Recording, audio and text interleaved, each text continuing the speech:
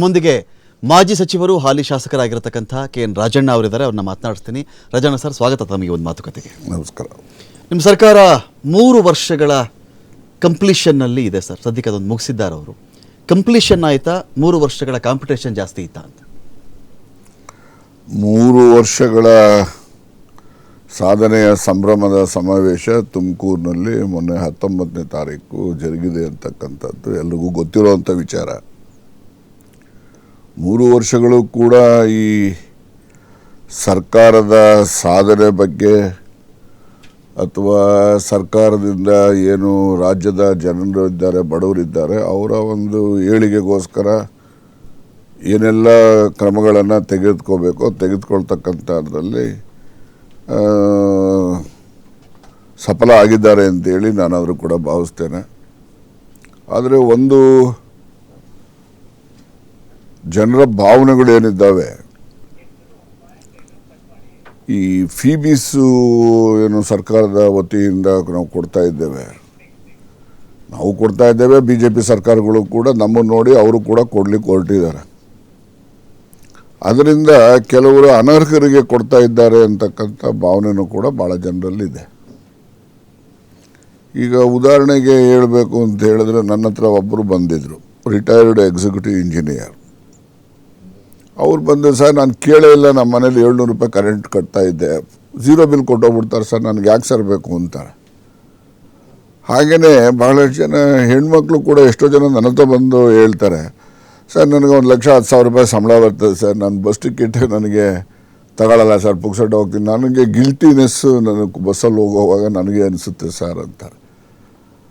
ಇದನ್ನೆಲ್ಲ ನೋಡಿದಾಗ ಕೆಲವು ಜನಕ್ಕೆ ಬೇಕಿಲ್ಲದೆ ಇರೋರಿಗೂ ಕೂಡ ನಾವು ಈ ಸರ್ಕಾರದ ಸಾರ್ವಜನಿಕರ ತೆರಿಗೆ ಹಣ ನಾವು ಖರ್ಚು ಮಾಡೋದ್ರಿಂದ ಯಾವಾಗಲೂ ಕೂಡ ಅರ್ಹರಿಗೆ ಸಹಾಯ ದೊರಕಬೇಕೇ ಹೊರತು ಅನರ್ಹರಿಗೆ, ಬೇಕಿಲ್ಲದೆ ಇರತಕ್ಕಂಥ ಜನರಿಗೆ ಸರ್ಕಾರದ ಖಜಾನೆ ಹಣ ದೊರಕತಕ್ಕಂಥದ್ದು ಸರಿಯಾದಂಥದ್ದಲ್ಲ ಅನ್ನೋ ಭಾವನೆ ಈ 3 ವರ್ಷದಿಂದ ಬಹಳಷ್ಟು ಜನರಲ್ಲಿ ಬಂದಿದೆ ಅಂತಕ್ಕಂಥದ್ದಕ್ಕೆ ಬಹಳಷ್ಟು ಉದಾಹರಣೆಗಳು ನನ್ನ ಹತ್ರ. ಗಿವ್ ಅಪ್ ಸ್ಕೀಮ್ ಮಾಡಿಸಿ. ಹಾಗಾದ್ರೆ ಗಿವ್ ಅಪ್ ಯಾರ್ಯಾರಿಗೆ ಬೇಡ ಅಂತಿದ್ದೀರೋ ಬಿಟ್ಕೊಟ್ಟು ಬಡ ಜನರಿಗೆ ಹೆಲ್ಪ್ ಆಗಲಿ ಮಾಡಬೇಕಾಗಿತ್ತು. ರಾಜಣ್ಣ ಮಾಡಬೇಕು. ಅದನ್ನು ಸರ್ಕಾರದಲ್ಲಿ ನಾವು ಹೇಳಿದ್ದೇವೆ. ಸರ್ಕಾರದಲ್ಲೂ ಕೂಡ ನಾನು ಸಚಿವ ಇದ್ದಾಗಲೂ ಕೂಡ ನಾನು ಪ್ರಸ್ತಾಪ ಮಾಡಿದ್ದೇನೆ. ಏನು BPL ಇದೆ, ನೀವು ಅವರಿಗೆ ನಾವು ಕೊಡೋಣ. ಬೇಕಾದರೆ ಈ APL ಇರೋರಿಗೆ ಈಗಾಗಲೇ ಇದೆ, ಇನ್ಕಮ್ ಟ್ಯಾಕ್ಸ್ ಕಟ್ಟೋರಿಗಿಲ್ಲ, ಅದಿಲ್ಲ ಇದಿಲ್ಲ ಅಂತಿದೆ. ಹಾಗೆಯೇ BPLನವ್ರಿಗೆ ನಾವು ರಿಸ್ಟ್ರಿಕ್ಟ್ ಮಾಡಿ APLಗೆಲ್ಲ ನಾವು ತೆಗೆದ್ರೆ ಸರ್ಕಾರದ ಏನು ಬಡವನ ತೆರಿಗೆ ಹಣ ಸದುಪಯೋಗ ಆಗ್ತದೆ ಅಂತಕ್ಕಂಥ ಭಾವನೆಯಿಂದ ನಾವು ಸಲಹೆಯನ್ನು ಕೊಟ್ಟಿದ್ದೇವೆ. ಅದ್ರ ಬಗ್ಗೆ ಸರ್ಕಾರ ಇನ್ನೂ ಚಿಂತನೆಯನ್ನು ಮಾಡಿಲ್ಲ.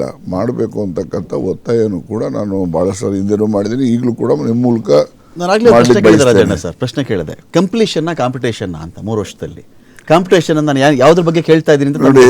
ಕಾಂಪಿಟೇಷನ್ ಇಂದನೇ ಅಧಿಕಾರಕ್ಕೆ ಬರೋದು, ಕಾಂಪಿಟೇಷನ್ ಇಲ್ಲದೆ ಯಾರೂ ಅಧಿಕಾರಕ್ಕೆ ಬರೋಲ್ಲ. ಆ ಕಾಂಪಿಟೇಷನ್ನಲ್ಲೇ ಅಧಿಕಾರಕ್ಕೆ ಬಂದ ಮೇಲೆ ಕಾಂಪಿಟೇಷನ್ನು ಕಂಪ್ಲೀಷನ್ನು ಎಲ್ಲ ಜೊತೆನಲ್ಲೇ ಹೋಗ್ತಾ ಇರ್ತವೆ. ಯಾವುದು ಒಂದರಿಂದನೇ ಸಾಧ್ಯ. ಕಾಂಪಿಟೇಷನ್ನು ಇರಬೇಕು, ಕಂಪ್ಲೀಷನ್ನು ಇರಬೇಕು. ಹಿಂದೆ ಈ ಕಾಂಗ್ರೆಸ್ ಎಲ್ಲ ಹೋಳಾದಾಗ ಸಂಸ್ಥಾ ಕಾಂಗ್ರೆಸ್ಸು, ಇಂದಿರಾ ಕಾಂಗ್ರೆಸ್ ಅಂತೆಲ್ಲ ಬಂತಲ್ಲ Rajanna sir.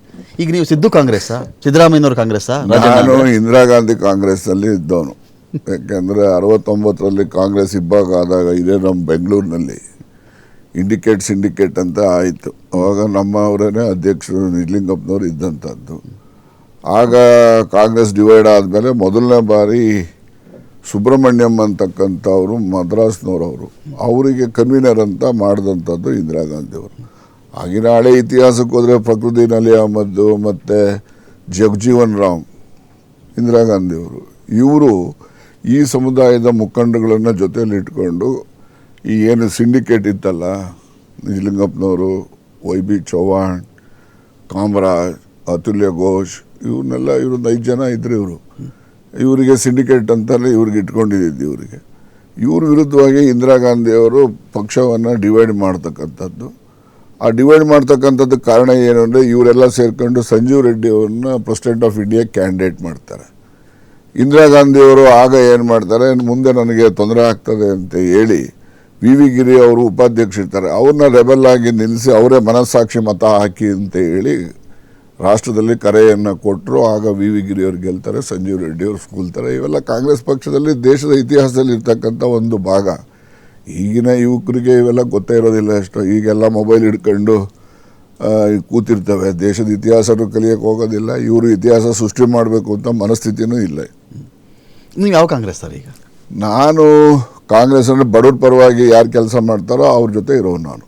D K Shivakumar ಬಡವ್ರ ಪರ ಇದ್ದಾರಾ, ಸಿದ್ದರಾಮಯ್ಯನವರು ಬಡವ್ರ ಪರ ಇದ್ದಾರಾ? ಸಿದ್ದರಾಮಯ್ಯನವರು ಬಡವ್ರ ಪರವಾಗಿ ಇದ್ದಾರೆ ಅನ್ನೋದಕ್ಕೆ ಭಾಳಷ್ಟು ಉದಾಹರಣೆ ಕೊಡ್ಬೋದು ನಾವು ಇನ್ನೊಬ್ಬರು. ಈಗ ಶಿವಕುಮಾರ್ ಬಗ್ಗೆ ನಾನು ಹೇಳಲಿಕ್ಕೆ ಹೋಗೋದಿಲ್ಲ. ಆದರೆ ಸಿದ್ದರಾಮಯ್ಯನವರು ಅವರು ಮೊದಲನೇ ಅವರ ಟೆನ್ಯೂರ್ ಏನು ಚೀಫ್ ಮಿನಿಸ್ಟರ್ಶಿಪ್ಪು ಪ್ರಾರಂಭ ಆಗ್ತದೆ, ಆಗ ಮೊದಲನೇ ದಿವಸನೇ ಅನ್ನಭಾಗ್ಯ ಯೋಜನೆಯನ್ನು ಜಾರಿ ತಂದಂಥದ್ದು. ಏಕ ವ್ಯಕ್ತಿ ಸಂಪುಟದಲ್ಲಿ ಮೊದಲನೇ ಆದೇಶ ಅದು ಮಾಡಿದಂಥದ್ದು.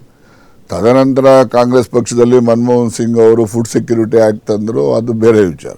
ಆದರೆ ಅದೆಲ್ಲದಕ್ಕಿಂತ ಮುಂಚಿತ 2 ವರ್ಷ ಮುಂಚಿತವಾಗಿ ಅನ್ನಭಾಗ್ಯ ಯೋಜನೆ ತಂದ್ರಲ್ಲ.